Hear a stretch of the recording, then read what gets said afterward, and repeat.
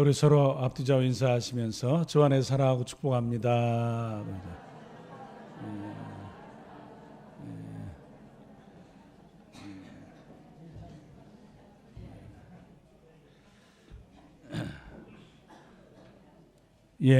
날씨가 따스해지다가 요즘에 갑자기 또 쌀쌀해져가지고 건강 유의하시기 바랍니다. 한국 사람 성인 10명 중에 7명쯤 이민 가고 싶어 한답니다. 여러분은 어떠세요? 안 가요? 안 보내줘요. 누가 아무나 가는 줄 아세요? 그런데 통계가 그렇대요. 통계가 10명 중에 한 7명 정도가 갈 수 있으면 이민을 갔으면 좋겠다. 여러분이 만약에 이민 갈 수 있다면 어느 나라로 가고 싶으세요?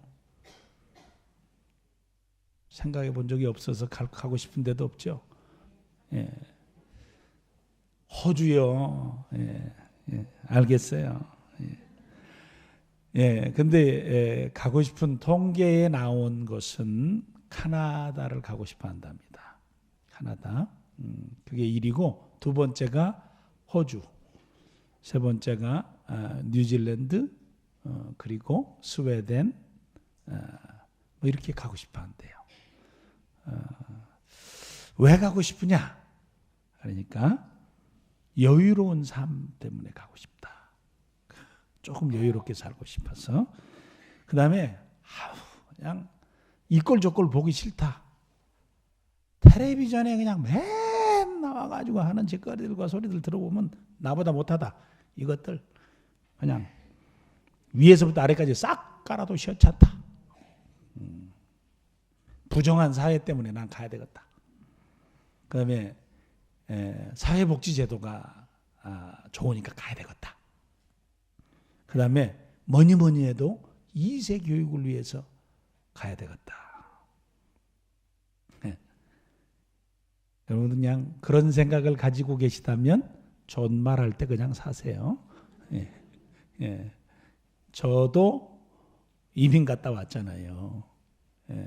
이런 이제 경험자니까 저는 행복하게 잘 살았어요. 근데 이민 와서 사는 분들 모두가 다 여유로운 거 아니에요. 3잡 이상 뛰어야 되는 사람. 자기 본 일 하나 하고 그 다음에 여기 가서 아르바이트, 또 저기 가서 가게 가서 일하고 하루에 16시간도 18시간도 일하는 분도 있었어요. 그러니까 결코 쉽지는 않아요. 부정한 사회라고요?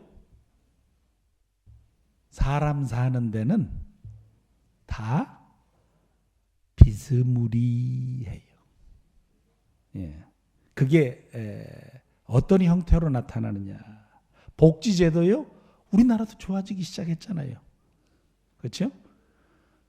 공짜인지 아세요? 올해부터 목사인 저도 이제 세금을 내지만 미국에 있을 때는 저도 한 달에 50만 원씩 세금을 냈어요. 50만 원. 목사가 뭔 돈이 있다고 50만 원씩 세금을 내겠어요. 50만 원. 자기 수입의 36%에서 심하게는 38%까지 세금을 내야 돼. 그래야 나중에 주지. 공짜로 뭘 줘요. 여러분들 대한민국에서 살면서 세금 많다고 난리를 치지만 미국 가면 그러면 세금 때문에 자살해요. 거기는 젊은 애들은 그냥 거의 절반은 수입이 다 없어진다고 보면 돼요. 저희 애들도 마찬가지고. 그래서 1억을 벌어도 빌빌거려요. 빌빌이 뭐냐면 돈을 빌이라 그래요. 그래서 빌빌거리는 인생을 산다 그래요. 그렇죠? 그러니까 자녀 교육이요? 미국에 가는 모든 이민자의 자녀들은 다 하버드 갑니까? 그런 통계 봤어요? 정말 힘들어요. 미국 여러분들이 한국에서 서울대 가는 것도 힘들지만 미국 고등학교에서 좋은 대학교 가는 것도 무지하게 힘들어요. 그러니까 사실 우리가 생각하는 그 꿈 같은 것 이런 것들은 일부분이 있어요. 일부분이 있고 그 다음에 다양한 어떤 기회들은 있습니다. 그렇지만 우리가 생각하는 것만큼 그런 것만큼 그렇지는 않다는 거예요. 그러나 기회가 주어지면 해보라고 싶어요. 억지로.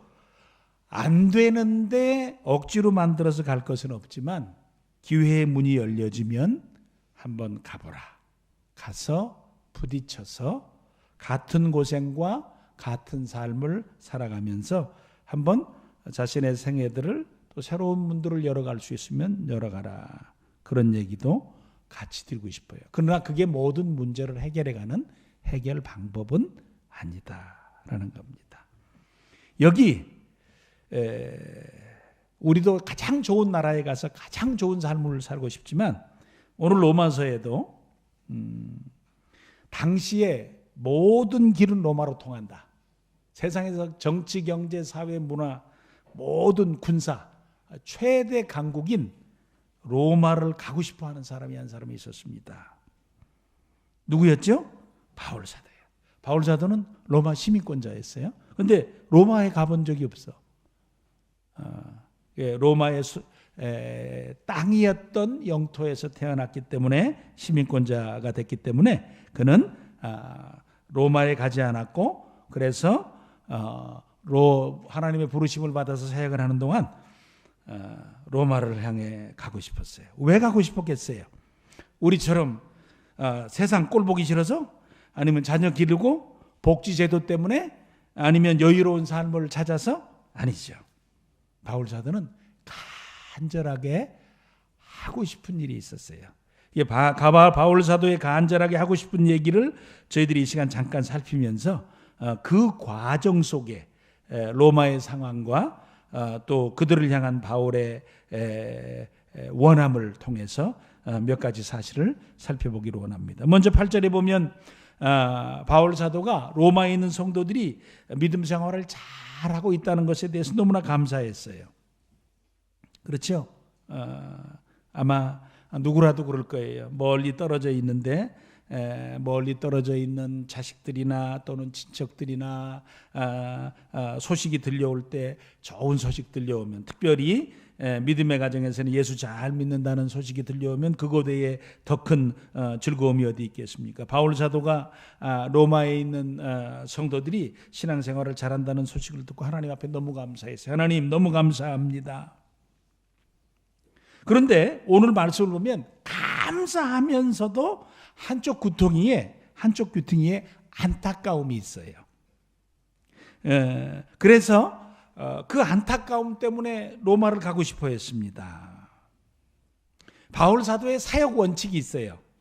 남의 밥상에 절대 수저 얹지 않는다. 이게 바울 사도의 사역 원칙이었습니다. 남이 해놓은 일터에 안 간다는 거예요. 하나님께서 이미 역사하셔서 복음이 진행된 곳에 자기가 또 가서 거기서 일하는 것은 하나님의 낭비라고 생각했어요. 그래서 거기 안 간다는 거예요. 그래서 자기는 다른 데 간다는 거예요. 이게 바울 사도의 원칙이었는데 바울 사도는 로마를 가고 싶어 했어요. 그러니까 그곳에 어떤 사역자에 의해서 사역이 진행된 것이 아니라 자생적인 교회로 아름답게 세워져 있었어요. 오순절 성령 강림 이후에 예루살렘 교회의 박해를 피해서 흩어졌던 그 흩어진 그리스도인들이 로마까지 가서 교회를 형성해서 참 귀한 믿음의 공동체를 형성하고 있었다는 것입니다. 그리고 그들이 신앙생활하는 모습이 참 아름답게 들려졌어요.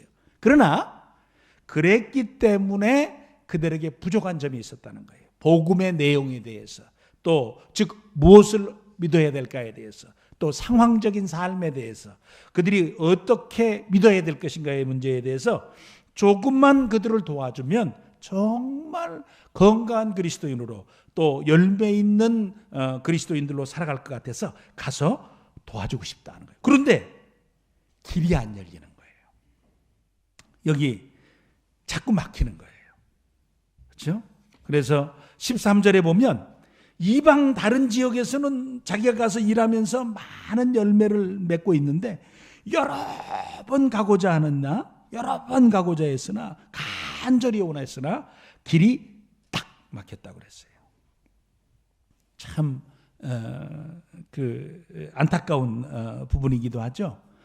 바울 사도의 가장 선한 의도, 내가 참 선한 마음으로 참 간절하게, 그것도 뭐 다르게 뭐 여행이라든지 무슨 다른 자기의 목적이 아니라 로마 성도들을 좀 도와주고 싶었는데 그 길이 안 열리는 거예요. 선한 의도가 막혀지는 때도 있다는 거예요. 그래서 저는 기도하면서 특별히 우리 자녀들을 위해서 기도하면서 꼭 기도해 주셔야 될 것 가운데 하나는, 하나님 우리 자녀들의 타이밍을 붙들어 주시옵소서. 뭘 붙들어 달라고요? 타이밍. 때를 딱 좀 맞춰 주십시오. 그래서 성경에 보니까 때를 따라 돕는 은혜를 좀 주십시오. 타이밍이 안 맞으면 삶을 살면서 고생을 좀 해요. 고생. 타이밍이 맞으면 참 의외로 참 평안한 삶을 살아요. 무슨 힘들고 어려운, 힘들지 않다는 것이 아니라 평안해. 그 길을 가는 동안에, 그 일을 하는 동안에 어려움이 있지만 시간이 딱 맞아서 있어야 될 곳에 있고 만나야 될 사람을 만나고 살아야 될 삶을 살아가는 이런 복스러운 그 축복이 주어지기를 원해야 돼요. 그래서 저도 하나님 타이밍을 맞춰 주십시오. 공부할 때 타이밍을 놓치지 않도록 도우시고, 또 사람을 만나야 될 때 그 만남의 기회를 하나님 열어주시고, 또 일해야 될 때 일의 문을 열어주시고, 하나님 타이밍을 맞춰주신 은혜로 함께 해주시옵소서. 그러나 꼭 기억해야 될 것이 있어요. 어떤 때 바울 사도와 같이 로마를 향하는 길이 오랜 후에 열렸어요. 자기는 열망하지만 오랜 후에 열렸어요. 또 어떤 경우는 자기가 생각지 못한 대로 일찍 열려지는 경우도 있어요. 그래서 우리의 삶을 살아가는 동안에 문이 열려지고 길이 주어지는 것은 하나님의 허락하심과 인도하심이 있으니까 우리가 가야 될 길 속에 어떤 상황과 사건이 주어질 때 이른 때도 없고 늦은 때도 없다는 생각을 가지고 살아야 된다라는 거예요. 기회의 문이 열려지면 하나님께서 주시는 그 기회를 따라서 우리의 삶을 은혜롭고 믿음으로 복스럽게 살면 된다라는 거예요. 후회롭게 인생을 사는 것이 아니라 우리에게 주어지는 때를 따라 하나님의 도우신 은혜를 경험하면서 믿음의 삶을 잘 사는 일이 소중하다. 바울 사도도 전도 여행을 하는데, 즉 그가 부름받은 전도자로서 선교적 사명을 가지고 그의 길을 걸어가는데도 하나님이 항상 문을 열어주신 것은 아니에요. 2차 전도 여행을 시작할 때 그는 드로아에서 한참 머물러 섰어요. 하나님, 내가 아시아를 전도하기를 원합니다. 그러니까 길을 안 보여주시는 거예요. 문을 안 열어주셔요. 나중에는 그에게 마게도냐 사람의 손짓을 보게 하시고 그들의 도움의 요청을 받게 하세요. 그리고 그 방향을 수정해서 그가 생각하고 기도하는 것들을 수정해서 그의 원함을 하나님께서 보여주시는 방향으로 가도록 길을 바꿔주셨어요.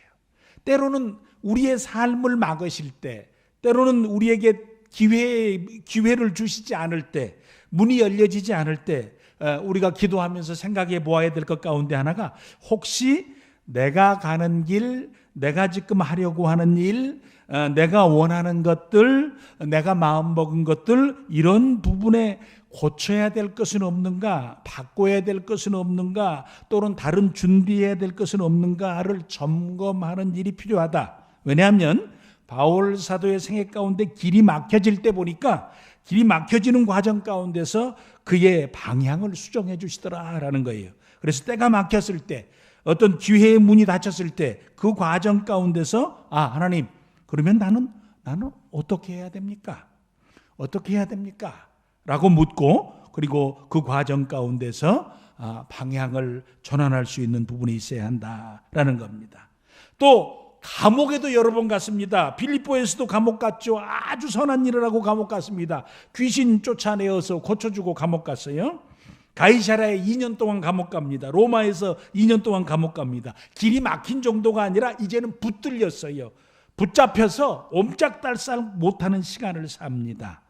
그럴 때 바울 사도가 길이 막혔다고 이제는 감옥에 있으니까 나는 아무것도 못한다고 하고 자신의 인생을 살지 않았습니다. 빌립보서 1장 12절에 이렇게 얘기합니다. 같이 한번 읽을까요? 시작. 형제들아, 내가 당한 일이 도리어 복음 전파의 진전이 된 줄을 너희가 알기를 원하노라. 아멘.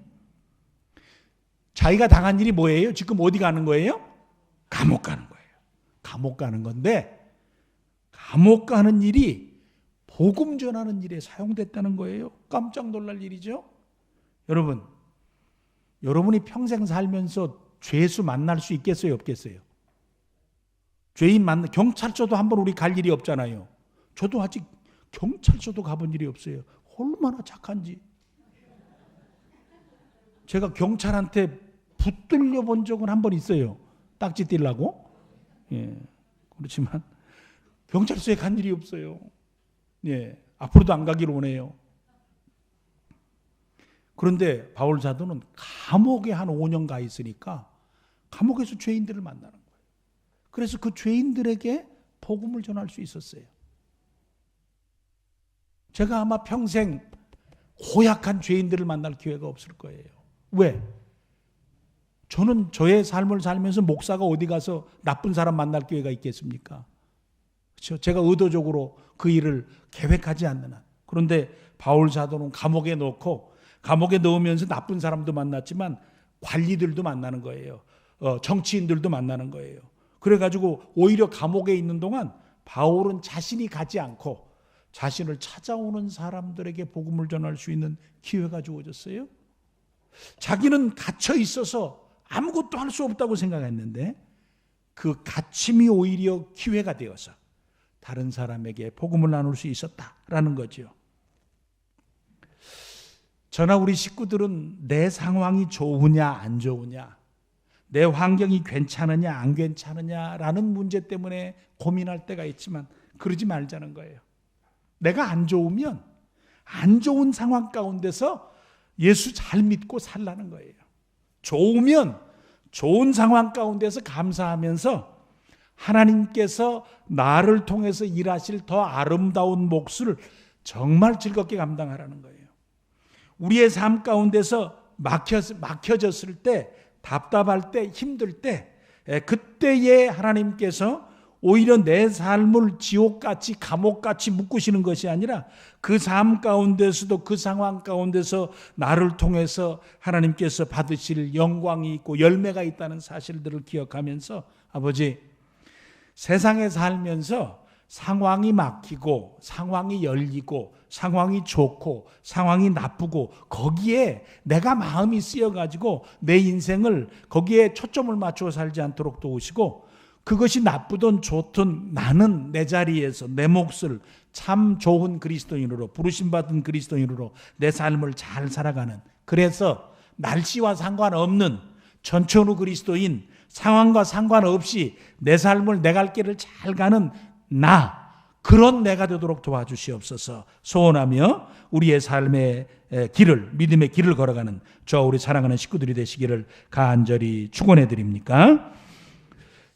지금 11절에 신령한 은사를 갖도록 도와주기 위해서 바울 사도는 로마를 가기를 원한다라는 겁니다. 왜 가려고 그러냐? 그러니까 도와주기를 원한다라는 거예요. 나 도와주고 싶다라는 겁니다. 하나님께서 주실 선물이 그들에게 있기를 소원한다라는 거예요. 로마는 잘 사는 나라예요. 부족함이 없는 정치, 경제, 문화, 사회, 군사력 가장 요충지이고 그리고 잘 사는 지역이었잖아요. 그런데 바울 사도는 로마 교인들에게 하나님이 주시는 선물이 필요하다. 하나님이 주시는 선물이 필요하다라는 간절한 마음이 있었고 그들에게 그것이 있어야 된다라고 생각했어요. 지금 그것이 좀 부족하다라고 생각해서 그것이 충만한 교회가 되기를 소원하면서 로마에 가고 싶어 했습니다.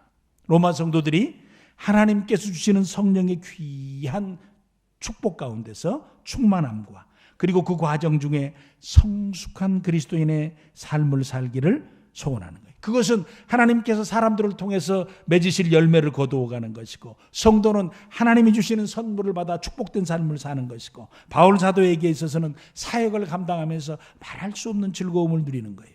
하나님의 선물은 그처럼 귀하고 좋은 것이죠. 그래서 바울 사도가 내가 가서 그들과 복음을 나누고 또 하나님께 주실 선물과 이 충만한 성령의 충만하심을 함께 경험할 수 있는 귀한 시간이 있었으면 좋겠다라는 겁니다. 부모는 자식이 잘 되면 너무 좋잖아요. 선생님은 제자들이 잘 되면 너무 감사하잖아요. 바울 사도는 성도들이 하나님의 복 받고 살면 제일 좋겠다는 생각이에요. 목사인 저도 그렇습니다. 우리 사랑하는 식구들이 세상에 살면서 집이 넓어지고 그 다음에 재산이 좀 많아지고 자녀들의 길이 잘 되고 세상 살면서 다른 사람 앞에 부러운 사람, 떵떵거리는 사람이 되는 것도 참 좋지만 인생길을 걸어가는 동안에 믿음의 귀한 모습이, 믿음으로 살아가는 그 신앙적인 모습이 예뻐져가는 것, 이것을 보는 것이 또 목회자의 즐거움이 아닌가라는 생각을 합니다. 데살로니가전서 3장 8절에 우리말 성경에 바울 사도는 데살로니가 교인들에 대해서 이런 고백을 합니다. 같이 한번 읽어볼까요? 시작. 여러분이 주 안에서 굳게 서 있다니 우리가 이제 살 것 같습니다. 데살로니가에서는 3주 복음을 전했습니다. 3주 복음을 전하고 너무 반대가 심해서 바울 사도가 쫓겨갔습니다. 3주 복음을 전했더니 어떻게 복음을 전했는지 얼마나 3주가 금방 가겠습니까? 10년도 금방 가는데 3주 그거 뭐 그냥 몇 번 만나고 만 것 아니겠습니까? 매일 만났어도 21일 만난 거잖아요.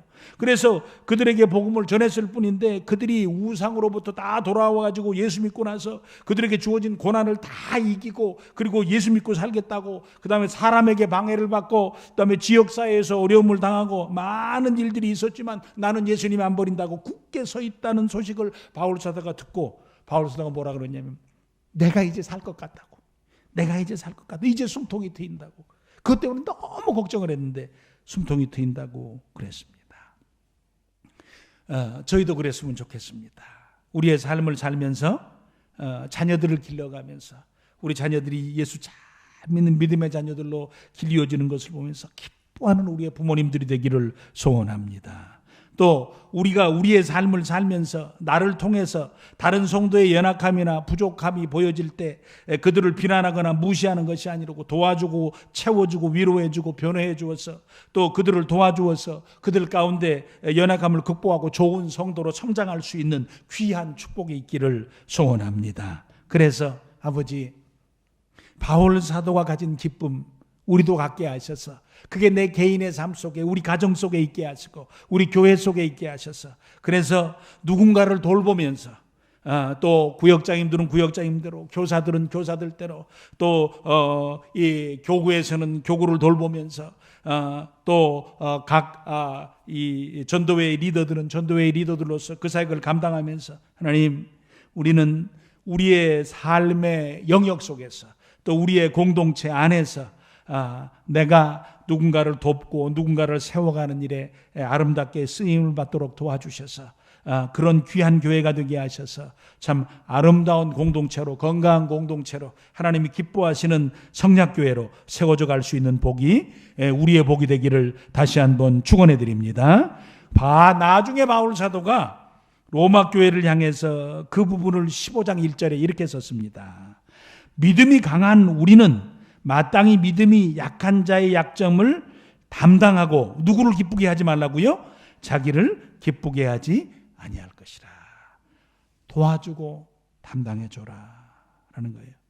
어떤 약한 사람 또 연약한 사람 이런 게 있으면 비난하거나 무시하지 말고 도와주고 세워주고 조금 곁을 지켜주고 그 곁에 바람 불 때 넘어지지 않도록 곁을 지켜줄 수 있는 귀한 지지대가 되어주라라는 겁니다. 바울 사도가 로마 교회에 그런 역할을 해주기를 원했습니다. 여기에 견고케 해주겠다라는 말은 회복시켜준다는 말이 있습니다. 회복시켜준다. 연약한 부분을 회복시켜준다라는 거예요. 그렇다면 과연 약해져 있는 부분이 뭐냐라는 거예요. 회복되어야 될 부분이 뭐냐라는 겁니다. 지금 무엇 때문에 바울 사도는 이 얘기를 하고 있냐라는 거예요. 바울 사도가 로마 교회가 가지고 있는 문제를 나중에 맨 마지막에 얘기를 합니다. 로마서 16장 17절 18절입니다. 무슨 문제가 있었냐면 형제들아 내가 너희를 권하노니 너희가 배운 교훈을 거슬려 분쟁을 일으키거나 거치게 하는 자들을 살피고 그들에게서 떠나라. 이 같은 자들은 우리 주 그리스도를 섬기지 아니하고 다만 자기들의 뭐만 섬기나니? 배만 섬기나니 교활한 말과 아첨하는 말로 순진한 자들의 마음을 미혹하느니라 그랬어요. 이와 똑같은 비슷한 말씀을 빌립보 교회에게 합니다. 빌립보 교회는 빌립보 지역은 작은 로마라고 별명이 붙은 지역이에요. 빌립보서 3장 19절입니다. 같이 한번 읽어볼까요? 시작. 그들의 마침은 멸망이요 그들의 신은 배요 그 영광은 그들의 부끄러움에 있고 땅의 일을 생각하는 자라. 아멘. 공통된 부분이 있죠? 뭐가 공통된 부분이죠? 뭐를 섬긴다고요? 배를 섬기는 건 저기 한강에 떠 있는 배입니까? 아니죠. 어디에 생긴다고요? 여기요. 배 한번 다들 만져보세요. 배. 여러분 배. 여러분 배는 안전하십니까? 여러분 배는 괜찮으세요? 지금 말이에요? 여러분 배는 안전하시나요? 예.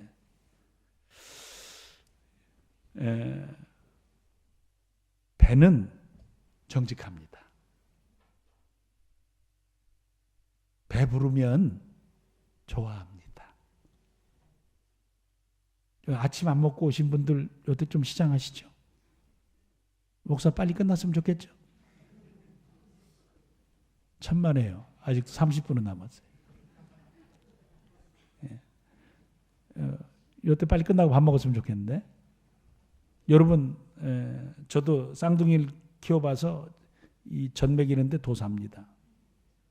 우유병 2개 신공, 목욕시키기, 한 손 목욕시키기 이런 거 해보셨어요? 4개 와서 배우라. 제가 한 손 목욕시키기, 어린아이 엎어다 활딱 엎어가지고 이렇게 돌리는 거, 이거 아주 제가 한 손 신공이 있어요. 그때 그랬는지 2개를 키우다 보니까 왼손이 안 좋아요. 지금 쌍둥이를 키우다 보니까. 배가 정직하죠. 어린아이들이 젖을 먹이잖아요. 젖을 먹이면 참 저희들 쌍둥이가 쌍나팔 불어대면 그냥 한쪽은 젖병 먹이고 한쪽은 갖다 붙이고 막 이제 이러면서 막 이제 키우는데 애들이 젖을 딱 먹고 나서 뿅 하고 떨어지죠. 이게 잘 때가 있어요. 마지막에 이렇게 빨고 먹다가 뿅 하고 떨어지면서 톡 떨어져 잘 때. 그때 표정 보셨죠? 남자들은 알란가 모를란가. 그 만족스러움 뿅 하고 떨어지는 거. 배가 그런 거예요. 배가 그런 거예요. 배고프면요. 가만히 다 신경질 내요. 배고프면 신경질이 막 나요. 그렇죠? 심지어는 배가 고프잖아요. 도둑질을 합니다. 도둑질을 해요. 로마는 배가 신이라고 그랬어요. 배가 신. 그 말은 어떤 것에 대한 표현이냐면 현실주의적인 삶에 대한 가장 직설적인 표현이에요. 배를 위해서 한다는 거예요. 먹기 위해서 한다는 거예요. 잘 먹기 위해서 한다는 거예요. 그게 로마라는 거예요.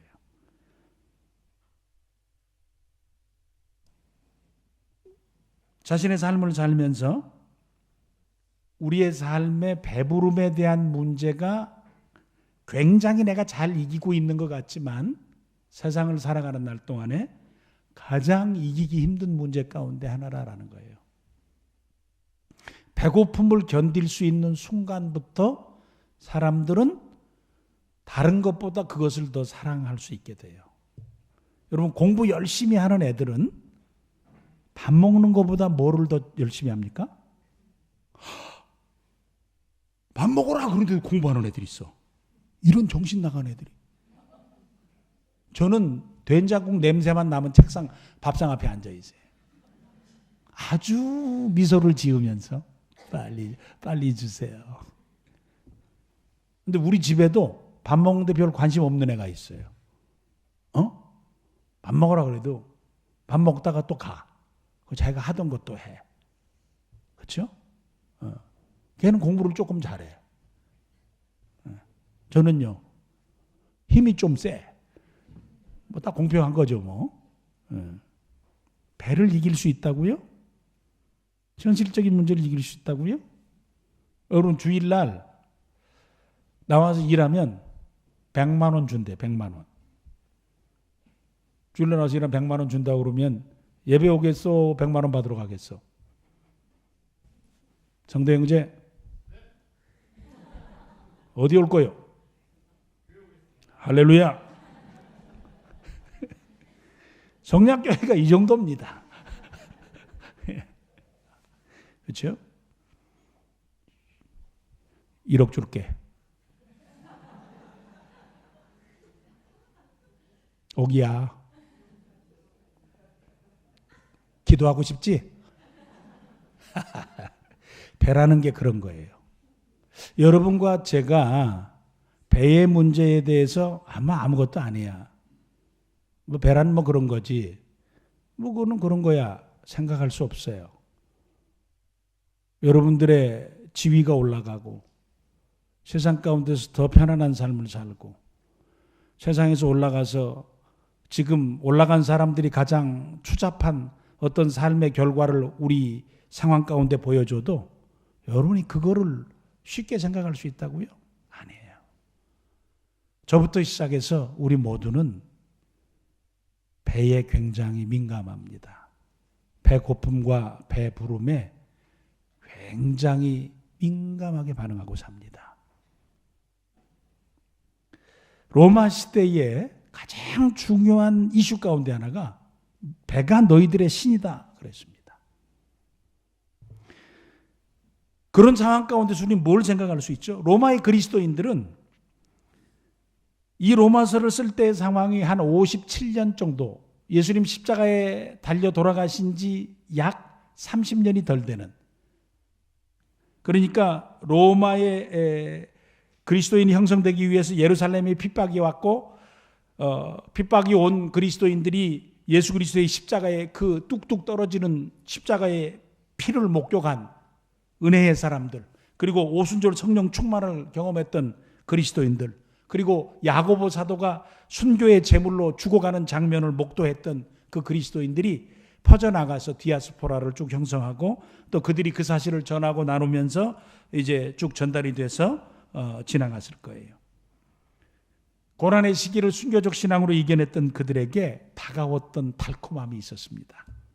로마라는 땅에 도착해서 살아가는 동안 그들은 로마가 주는 많은 풍요로움 가운데 젖어들 수밖에 없습니다. 여러분들 지금 시골 가서 자신 있게 살 수 있는 분, 저 전기도 안 들어오고 나는 자연인이다, 오지에 가가지고 정말 즐겁게 살 수 있는 능력을 가진 분들이요, 어르신들 몇 분 계실 거예요. 언제 어떻게 씨를 뿌리고 해야 되는지. 그러나 우리들에게 살라고 그러면 천만의 말씀 만만의 공덕 절대 안 간다.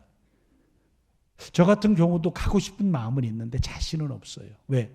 그 상황을 다 살 수 있는 어떤 능력이 없으니까. 그런데 그리스도인들이 핍박을 받고 고난을 받아서 자신들의 삶을 숨기며 신분을 숨기면서 생존해야 하고 또 원형 경기장에서 죽어가야 하고 그럴 때 순교로 자신들의 신앙을 지켜갔던 그들이 달콤함이라고 하는, 배의 충족감이라고 하는 달콤함 속에 자신들의 신앙의 삶을 아주 잘 유지해 갈 수 있겠느냐.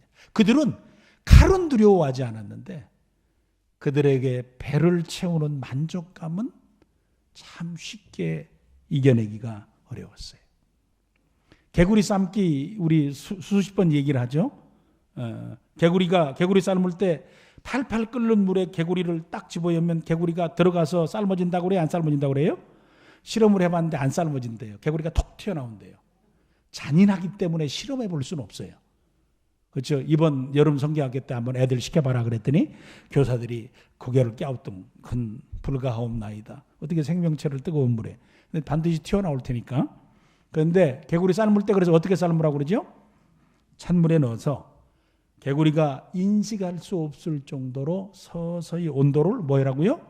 올려라. 그래서 팔팔 끓이면 자 같이 한번 개구리가 삶아진 표정을 지어보십시다. 손을 위로 드세요. 들어보세요. 졸립잖아요. 다 들어. 손가락가 안 드네? 빨리 들어봐. 다 들어봐. 여기 지금 세 사람. 예. 그리고 눈을 힘으로 뜨고 이게 개구리가 삶아진 상태예요. 개구리는 그렇게 삶아지는 거예요. 핍박을 이겨냈던 그리스도인들이 칼을 이겨냈던 그리스도인들이 그들을 유혹하는 배를 못 이기는 거예요. 로마는 20년도 안 되는 시간 동안에 순교적 신앙을 가지고 있던 그리스도인들을 배를 소중하게 여기는 현실주의자들로 색칠해 갔다는 거예요. 20년 충분합니다. 충분해요. 우리의 삶을 살아가는 동안에 한국교회 역사를 봐도 그렇죠. 예전에 우리 어르신들 일제강점기 때 다 순교하시잖아요.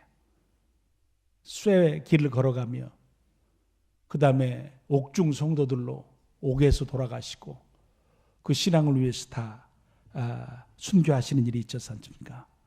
6.25 때를 지나면서 얼마나 많이 힘들게 지나셨습니까? 한국교회가 세워지던 70년기, 80년대 얼마나 고생하시며 또 우리 현재 이 자리에 계신 우리 신앙의 식구들도 이 교회를 세워가시면서 얼마나 어렵게들 지나가셨습니까? 다시 제가 죄송합니다. 다시 어르신들에게 처음에 돌아가서 땅 파고 교회 다시 한번 지으라면 지으시겠습니까? 네, 그랬습니다. 잠결에 하신 건 아니시지라우? 참 쉽지 않죠. 이제 아마 비전센터가 세워지는 동시에 우리 어르신들은 긴 한숨을 내쉬셨습니다. 내 시대에 할 일은 다 끝났다. 근데 제가 다시 도전하면 이제부터 시작입니다. 하나 더 집시다. 라고 하면 목사 갈자. 제정신이 아니구나. 그렇죠. 제가 교회를 짓겠다는 문제가 아니라 우리는 우리의 삶을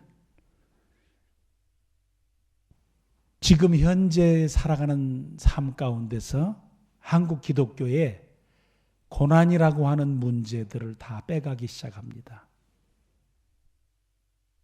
물론 목사인 저희들로부터 시작해서 우리의 교회 가운데서도 물론 많은 교회들이 개척해서 세워져 가는 과정 가운데 어려움이 있습니다만 그와 함께 다양한 문제가 발생하는 이유 가운데 하나가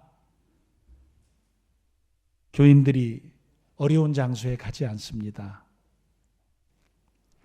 이제 새로 예수 믿거나 이사 온 사람들이라고 할지라도 이 동네에 왔을 때 제일 좋은 교회를 찾겠죠. 내가 꼭 필요한 교회를 가는 게 아니라 내가 가서 제일 편안한 교회를 찾겠죠. 내가 가서 저는 가끔 이제 그런 때도 있어요. 왜 큰 교회는 의사를 300명, 400명씩이나 갖고 있냐고, 한 교회에. 그 400교회에 좀 나눠주지. 그럼 한 명씩 가갖고 좀 거기 있으면서 좀 교회도 섬기고 뭐 좀 하고. 변호사들 왜 큰 교회만 다 가 있냐고. 이 영상을 보는 사람들은 우리 교회로 오시기 바랍니다. 쭉 와가지고 나중에 있지. 이제 유튜브 영상이 뜨기 때문에 영상에다 대고 소리 지른 거예요. 그렇죠? 다 자기 편한 대로만 가 있어요.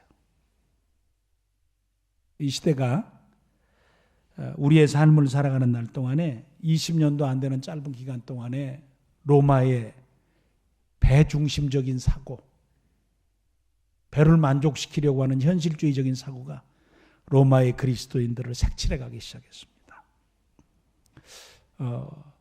저희도 두려워할 건 아니지만 조심해야 된다고 생각합니다.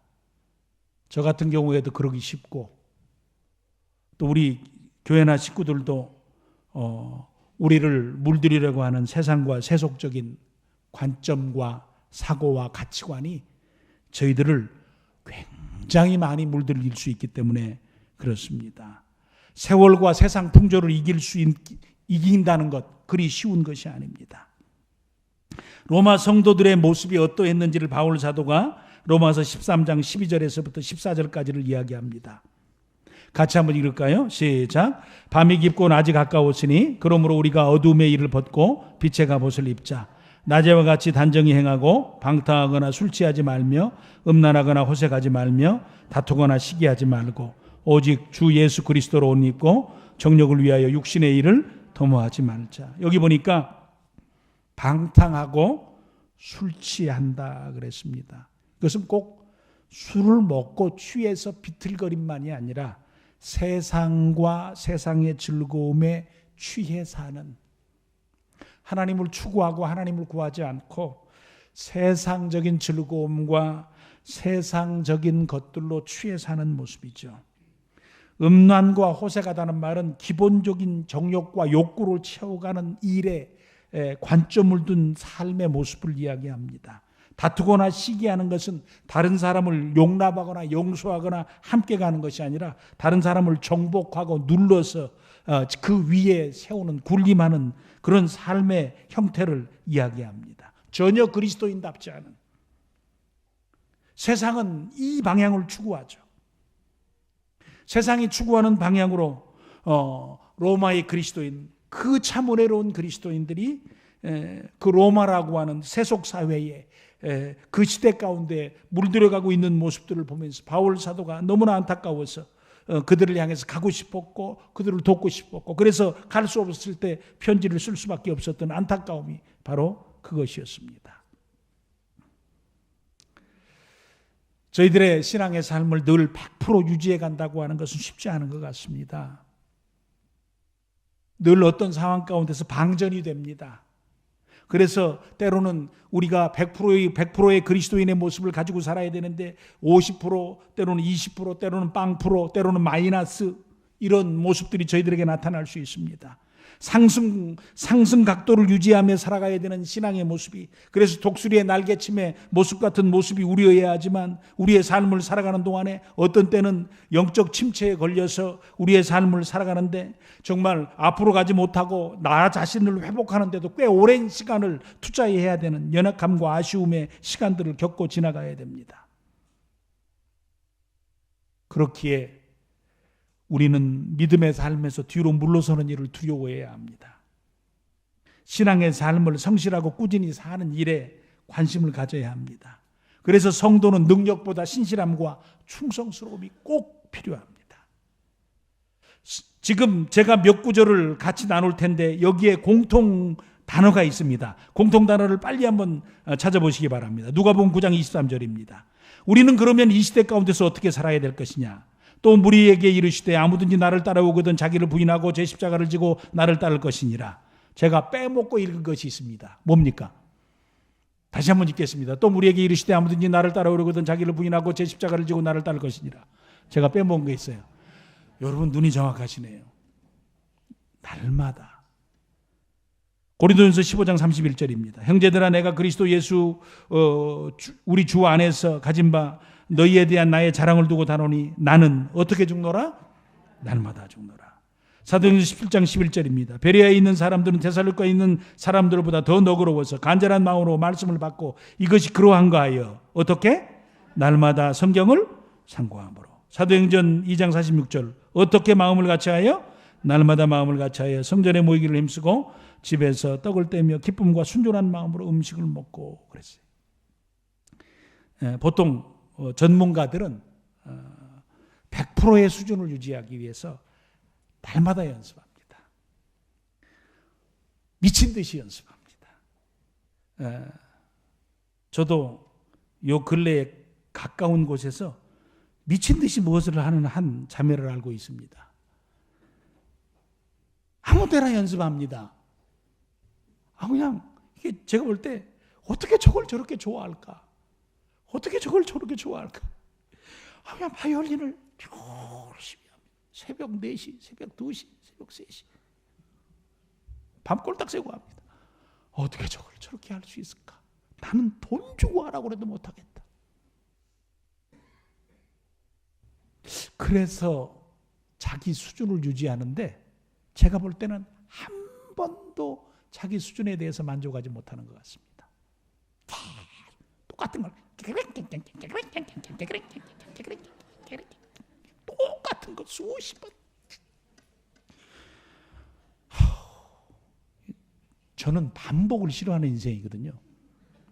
한 번 딱 하면 알아버려야지. 깽깽깽깽 딱 끝. 자, 그게 전문가가 되는 것이지. 저나 우리 사랑하는 식구들에게 있어서 필요한 것은, 저는 그런 생각을 합니다. 하나님이 우리를 구원해 주시는 것은 하나님께 전적으로 달려 있다고 생각합니다. 하나님께서 어찌 보면 표현을 좀 이렇게 하면 안 되지만 하나님의 책임이 있죠. 그런데 중요한 가운데 하나가, 내가 성도로 사는 것은 이제는 내가 치러야 될 일입니다. 나는 날마다 하나님께로 향하고 있는가? 나는 날마다 나를 점검하며 내가 죽고 있는가? 나는 날마다 나를 고치려고 회개하는가? 나는 정말 하나님을 가까이 하는가? 하나님을 가까이 하기 위해서 나는 마음을 쓰는가? 나는 성도들과 좋은 삶을 살기 위해서 정말 에너지를 투자하고 있는가? 삶을 단순화시켜야 한다고 생각합니다. 삶이 너무 복잡합니다. 우리들이 좋아하는 게 너무 많습니다. 그래서 우리는 단순하게 하나님 앞에 서서 정말 하나님을 구하고 하나님의 말씀을 구하고 또 하나님께 가까이 오며 하나님께 기도하며 주의 말씀을 가까이 하는 우리가 되어야 합니다. 세상은 하루가 다르게 우리에게 손짓합니다. 내가 여기 있다고. 그리고 너는 이 시대 가운데서 너의 배를 즐겁게 해야 될 인생이라고 이야기합니다. 디모데후서 4장 10절에 보면 데마라고 하는 사람이 바울 사도 따라서 사역을 했다가 어느 순간인가 바울 사도를 버리고 세상을 향해서 가버렸습니다. 데마는 이 세상을 사랑하여 나를 버려버렸다. 바울 사도가 얘기합니다. 세상은 그렇게 우리에게 좋은 것입니다. 그것이 우리에게 만족을 주지도 못하면서 우리를 불러서 그리로 오게 합니다. 그래서 바울 사도는 에베소 교회 성도들을 3년 동안이나 제자 훈련하면서 가르쳤지만 나중에 편지를 써서 그들을 위해서 기도하면서 이렇게 기도했습니다. 우리도 이 기도를 우리 자신들에게 기도하면서 이 시간에 마쳤으면 좋겠습니다.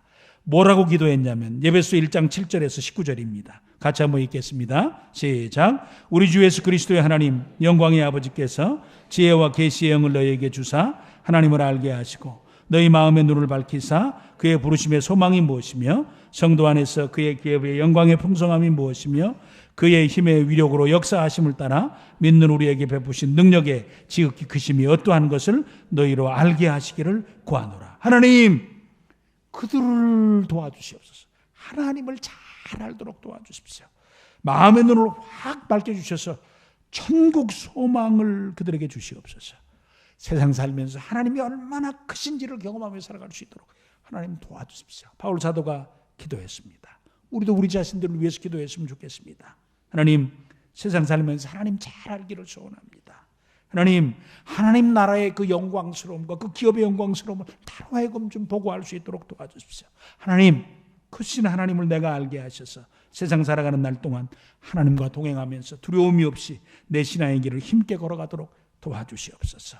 그래서 시대를 살지만 시대에 물들지 않고 주께서 부르심받은 성도의 삶을 은혜롭고 거룩하게 믿음으로 잘 살아서 내게 주어진 현상, 현재, 상황, 배부름, 배고픔과 상관없이 나의 가야 될 길을 잘 달려가는 멋진 그리스도인의 삶을 살아가시는 저 우리 사랑하는 식구들 되시기를 간절히 축원해 드립니다. 아버지 하나님 감사합니다. 말씀 나눈 대로 시대에 살고 세상 가운데 살지만 세상에 살면서 시대의 가치와 시대의 유행에 물들지 아니하고 참 거룩한 그리스도인으로 하나님을 구하고 찾고 의지하며 하나님을 깊이 알고 하나님 나라를 소망하며 하나님 주시는 힘을 가지고 믿음의 삶을 살아가며 은혜의 길을 걸어가는 우리 모두가 되도록 도와주시옵소서. 예수님 이름으로 간절히 기도를 드립니다. 아멘.